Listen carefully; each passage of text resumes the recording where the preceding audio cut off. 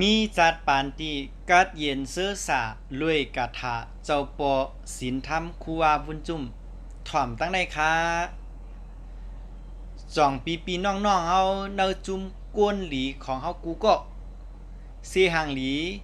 อ่าผู้กวนหางหลีเฮากูก็คือฮู้คาเฮอเบอร์แม่อาจารย์สละตึกเปลี่ยนสาวอ่อนอายุอาสากหมอก15ขบ16ปีเมียนพ้องมือเปิ้นตึงก่อกล้องมูหมักเปิ้นเฮาว่าทาดหมักนะตีจองพลานอนนะจองพลานอนอยู่ที่พักขี้ครับกูนมาเหตุการณ์ก็มีตั้งนำครับมาจอมเจตนามีเจอหยุ่มย้ำศรัทธาให้เลยมาข้าวนั้นวานพักขี้และวานตรงยังตึกปองห่มเปลี่ยนจ้องอันหนึ่งอันเลียวกันอยู่นะครับอ๋อ2 วันป้องเป็นจ้องเหลียวเนาะแม่อาจารย์สลาก็ไล่มือต่อหมากหินหมากทรายเนาะต่อหินต่อทรายเนี่ยเด็กนำหับนำกาเลยเจตนานั่นเนาะนะเอากว่าปันสละนะตอนตาติสุปุนสุมปุนสุทรายตะเฮ็ดกองมูตะก่อกองมูหมากนะเพราะว่าทัดหมากนะบางวันก็ตกมือเฮ็ดเขาเฮ็ดพักไหนก็ไรก่อนนอนปั่นนึงขึ้นกลางคำเหลือมาเจ้าเฮานะเจ้าปสินทำกูว่ามันจุ่มเฮาก็ติอ่อนไหวพลากูเจ้ากูคำเนาะไหวสิไหวพลานางสมาธิหยาดน้ำหมวยว่ากูสวยเนี่ยเจ้าเฮาเลยลาดปั่นกวนตั้งน้ำอันเลยถ่อมยินเนี่ยกวนตั้งน้ำอะไรถ่อมยินกูโกโก้วะวะเป็นลูกอ่อนเน่วะ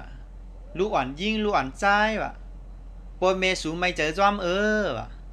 กลัวกว่าเมาจอมเปิ้นวะมาเลยเจ้าเฮาติปันกัดถะตาเกียดเคให้กลางตัวสู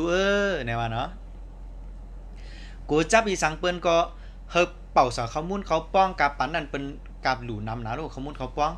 จริงๆจอกๆเนี่ยเฮบเป่าสาเขามุ่นเขาป้องน่ะเป่าสาน้ำเมก็กินว่ะเฮบกินออนตั้งปืนน่ะนะปุกที่1เจ้าปอสอนว่าทอมดีๆนะเฮบอมซบไว้ปุถทะไขตังธรรมะไขตังสังฆะไขตังนะครับถอมทั้งกำหนึ่งนะปุถทะไขตังธรรมะไขตังสังฆะไขตังนะครับถอมทั้งกำหนึ่งปุถทะไขตังธรรมะไขตังสังฆะไขตังนะครับอันนี้เป็นปุกที่1ปุกที่2เจ้าปอก็ลาดว่านะปุกที่2เจ้าปอลาดมามี4ข้อก็สะเสวีละสะเสวีละถอมทั้งกำหนึ่งครับสะเสวีละมังปอกนะปอเจ้าเฮามีข้าวยามตัวตันหลีก็เปียหางงวงจ้างไว้ปอมันจะเอาสังการมาก็ปอกคุณก็เป็นงวงจ้างอะไรก็เดียวนะเป็นพุ่งเงาออกมาเปียหันกำเดียว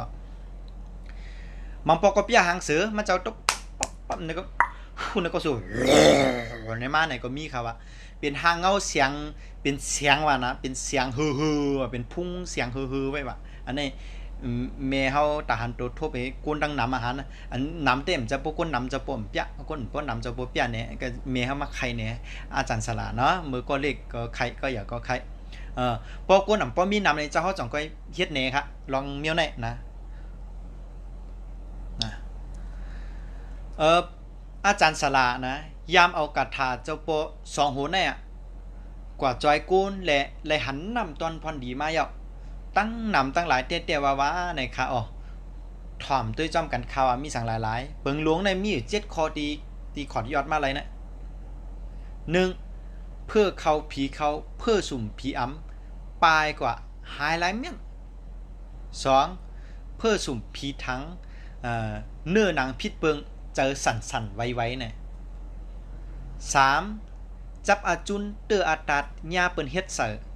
ญาเปิ้นเฮ็ดเสือเฮาเนาะเฮ็ดเสือพาก็ยะนะนี่ก็เจียวหาเจียวแคนก็4ลูกอ่อนวายหยาบสอนหยาบหรือความโปเม5ลูกหลานปัญญานะอ่ำป้อนเลียดๆแซวๆ6 มีปัญหามีลองคำเจอทบยาลองหยาผึดเจ็ดมีลองเลือดไม้ตัวเจออ่ำเสื้อไรเขากัดเย็นจำไหนป่นเพเขียนกูก็นะครับอ๋อตอนต่างเงาตุ้งโหในย้อนกึดยังไว้กันได้ก่อนค่ะทบยากันแทงมาในเงาตุ้งโหนะเงื่องเวเพเขียนเข้าหาลองหลีหมันแม่นข้าเฮาปอสลาดตื้นหลีเมืองไทยเมื่อสูงค้า